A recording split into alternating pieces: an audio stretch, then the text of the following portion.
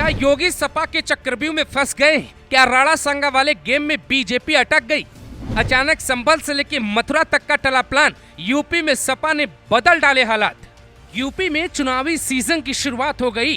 तापमान हाई, मुद्दों में योगी को फंसाने की कोशिश की जा रही। योगी ठाकुर हैं, बस यही वो पॉइंट है जो सत्ता हिला सकती, सत्ता दिला भी सकती। इस रिपोर्ट में समझिए कैसे योगी आदित्यनाथ को घेरने का तगड़ा प्लान बना है, कैसे अखिलेश यादव ने राणा सांगा वाले मुद्दे पे सरकार को चारों तरफ से घेर लिया है। अंबेडकर के नाम पे सियासत, दलितों का नारा और पीडीए के दम पर समाजवादी पार्टी ने बीजेपी को घेर लिया। कहते हैं सियासत में कोई नारा न दोबारा काम आता है, न ही एक बार में खत्म हो जाता है। इसीलिए याद रखना चाहिए कि पीडीए का नारा ही था जिसने लोकसभा में मोदी का रथ यूपी में पहली बार रोक दिया। यहाँ तक कि वाराणसी सीट पर भी पीएम मोदी खतरे में आ गए। अखिलेश यादव कुछ भी करते हैं तो उसकी पूरी तैयारी होती है। जरा ध्यान से देखिए अगले 2 मिनट की रिपोर्ट।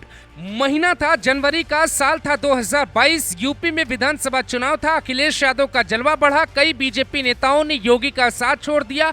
उन्हीं दिनों एक नेता जिन्हें योगी ने मंत्री बनाया, उन्होंने पार्टी छोड़ी और समाजवादी पार्टी के साथ स्वामी प्रसाद मौर्य खड़े हो गए।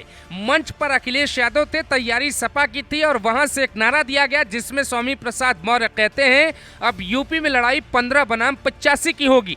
मतलब ठाकुर, ब्राह्मण और बनिया का वोट सपा को चाहिए ही नहीं, क्योंकि योगी ने नारा दिया था कि 80-20 का चुनाव होगा, यानी 80% जो हिंदू हैं वो योगी के, 20% जो मुसलमान हैं वो अखिलेश यादव के।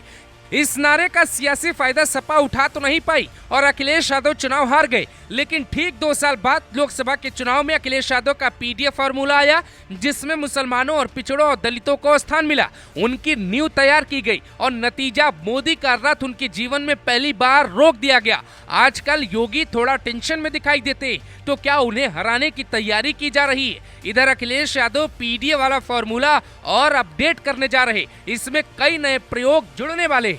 आगरा सांसद रामजी लाल सुमन का बयान देना, फिर विवाद होना, ठाकुर जाति का आगे आना, योगी का ठाकुर होना, सब कुछ हाथ से निकल सकता है। अखिलेश यादव जैसे अयोध्या में अवधेश पासी के सहारे दलितों की सियासत का केंद्र बना रहे, ठीक वैसा ही केंद्र आगरा में बनाया और जिम्मेदारी दी सांसद सुमन को, जो प्लानिंग के तहत राणा सांगा पे बयान देते।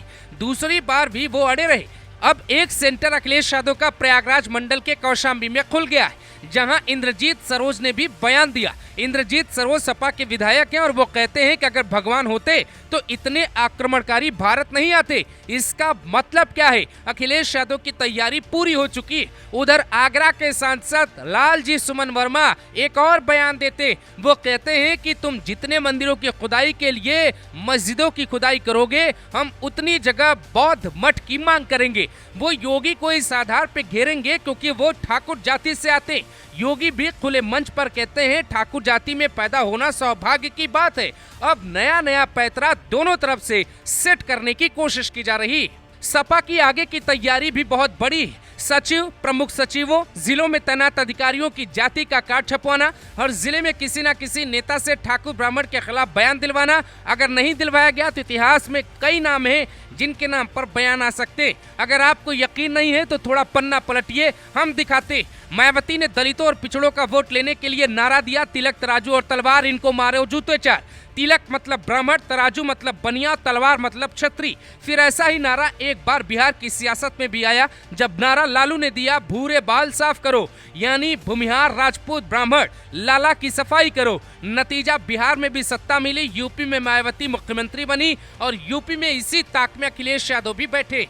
यानी अगड़ी जातियों को अलग करके पिछड़ी जातियों को जोड़ने का फॉर्मूला तैयार किया जा रहा है, जहां योगी गिर सकते हैं क्योंकि योगी आदित्यनाथ अगड़ी जाति से आते, जिनका वोट प्रतिशत यूपी की सियासत में बेहद कम है। अब योगी का भी एक मास्टर प्लान है जिससे समाजवादी पार्टी भी परेशान है। वो क्या है, हम आपको अगली रिपोर्ट में बताएंगे।